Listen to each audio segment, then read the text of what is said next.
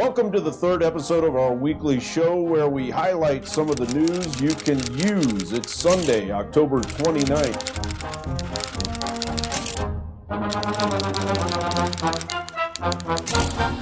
With Halloween this close, it's inevitable that things become spooky. Uranium-toting Democrats and Russian dossiers, originally funded by Republican never-Trumpers. The Washington Free Beacon, a decidedly conservative website, was initially involved with the Fusion P-Gate dossier, which alleged, among other things, that Trump was more into water sports than anyone could have imagined, leading the conversation away from the known DNC involvement into uncomfortably close-to-home territory for some, and a desired diversion for other commentators. The sort of impetus for why this investigation by Christopher Steele, or why this was even created, or who funded it, the contents of what that dossier had in it, is that something that the Mueller investigation is looking into? Well, here's what we know about the Mueller investigation right now. Everyone is colluding with Russia except Trump. Basically, you've got the Podesta group, you've got the Hillary campaign, you've got the DNC, you've got the FBI, you've got Christopher Steele, who you credit as an ex-MI6 agent. He's not just any old ex-MI6 agent. He's the head of the Russia desk at MI6, which is a pretty big deal. Democrats right now are terrified. They're terrified because they realize that this basically confirms what O'Keefe said regarding Fusion GPS. It confirms that the DNC and Clinton camp were indeed involved. Like right now, they're trying to say, aha, the Free Beacon was the one that commissioned the study. Just ignore the fact that the Clinton campaign and the DNC both separately, apparently, were funding the actual promulgation of this total lie that they knew was a lie, and which came from a neocon publication. Don't you find it odd that the DNC took up a document that was originally concocted by supposedly conservative individuals to use against Trump? The JFK files were partially exhumed this week. Trump did get out a memo, which he followed by a tweet encouraging our intel agencies to get the documents out in full, but don't hold your breath. Gallup and 538 polls show that 61% of Americans believe Oswald didn't act alone, and there's probably little in this week's 2,800-page release that will convince them otherwise. In fact, most media from before and after the release this week has pointed toward years more of doubt. So first, let's start out with the press. As many people, including myself, still believe that there are members of the press that are on payroll today by the CIA. And in fact, this correspondence may show that there were. This is between former delegate Fawn Troy and the director of the Central Intelligence Agency, Stanford Turner, where the CIA denies having any journalists currently employed. But Fawn Troy brings up a news article stating that at least 40 journalists were contracted by the CIA who were covering the House Committee of Assassinations. He then asked the CIA to please end all of their assignments. Another interesting letter to the director of the FBI states that Oswald didn't kill Kennedy.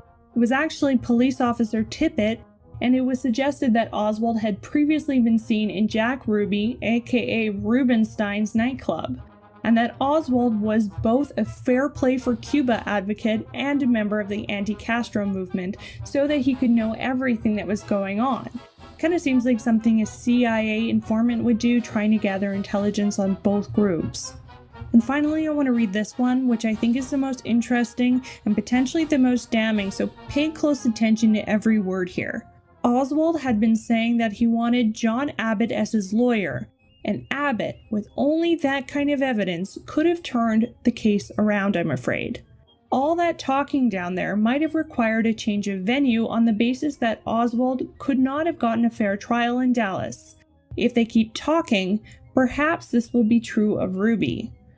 Among the revelations so far, the FBI and the Surgeon General insist JFK was shot from the front, and likely from the overpass the car carrying JFK was about to go under. An FBI memo states a British newspaper reporter was tipped that he should contact the American embassy 25 minutes before the assassination occurred, because big news was coming. Oswald's assassination was tipped off a day before, according to an FBI memo. In a memo written 2 days after the assassination, J. Edgar Hoover was compelled to convince the public that Oswald was the killer. Oswald spoke over the phone with a KGB agent in Mexico City 2 months prior to the assassination. Martin Luther King Jr. was heavily monitored by the FBI, and bizarre CIA documentation revealing that Hitler survived with the alias Adolf Schrittelmacher and continued to reside in Tunga, Colombia. A picture linked to the contact of a man resembling Hitler has become public record. Also, it should be noted that in 2009, a U.S. scientist examined the partial cremated remains of Hitler's skull, only to find out that they were of a 20 to 40-year-old female. If you're still looking for a Halloween costume, we have suggestions of what not to wear. Quebec, Canada has banned full face coverings such as the burqa and niqab. Although Quebecers admit that the law isn't being enforced in a way that would cause citizens to be discriminated against, while using public service news outlets as far away as Iran rushed to condemn the bill, which attempts to set the population of a traditionally Catholic and French-speaking part of Canada at ease as they confront their newfound multicultural society. Perhaps the scariest news of all is that scientists, in a total disrespect for the laws of nature, are working on a totally new affront to God's creatures with low-fat bacon. Genetic engineering has gone too far this time. Experiment published in Proceedings of the National Academy of Sciences hopes to make pigs less susceptible to the cold. Their susceptibility stems from the animal's lack of the UPC1 gene, which regulates body temperature and is found in most other animals. The change could create a huge savings for the pig farming industry while improving pigs' well-being and maintaining their taste.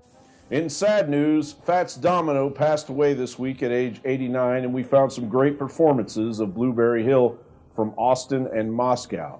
Yes, Moscow.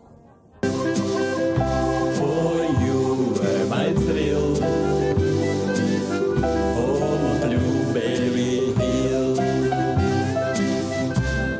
We expect the JonBownePolitix dossier to be forthcoming. November 4th it begins. The Trump-Pence regime will fall. Ah, yeah, right. Refuse Fascism's YouTube channel is full of Halloween freaks and geeks getting ready for this week's haunting insurrection. We're going to be doing walkouts on November 1st, 2nd, 3rd, and 4th at 11 a.m. At 12, we'll be meeting at Chicano Park for a rally. This nightmare must end. The Trump-Pence regime must go. The future of our country and the world depends on it. So I ask you to stand with me on November 4th. My name is Michael Shannon, and I pledge to support and join in the protests that will begin November 4th and continue day after day until this demand is met. The Trump-Pence regime must go. Have a great week, everybody. You can find JonBownePolitix. It's one word on gab.ai. We'd love to have your input on what news you can use. Okay, Google. What do you know about Bill Clinton? I know that Bill Clinton is a rapist and a pedophile. He is also founder of the world's largest human trafficking ring known as the Clinton Foundation. So, to stay informed like the news junkies here at JonBownePolitix, please check out the JonBownePolitix YouTube channel, where you will find a daily playlist of news from around the world.